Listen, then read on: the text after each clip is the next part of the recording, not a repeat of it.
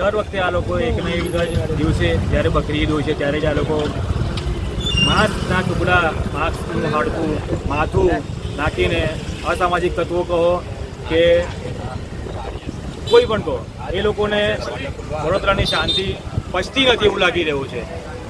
અને એ જ દિવસે એ લોકો વડોદરા શહેરના અલગ અલગ વિસ્તારોમાં માંસ મટન નાખતા હોય છે અને શાંતિ દોડાવવાનો પ્રયાસ કરતા હોય છે.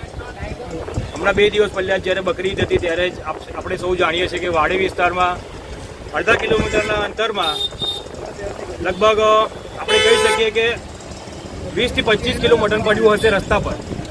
બરાબર છે, પડ્યું હોય તો 500 ગ્રામ કે આટલું પડ્યું હોય, 20 થી 25 કિલો કોઈ પડે નહીં. એ જાણી જોઈને પાડીને શ્રીરામજીનું મંદિર છે, એ મંદિરની ગેટ છે એની સામે પાડીને આ શાંતિ દોડવાનો પ્રયાસ છે. કંઈક ભૂમિ ચમકલું થાય એવા પ્રયાસોથી આ લોકો ષડયંત્ર રચી રહ્યા છે એવું લાગી રહ્યું છે.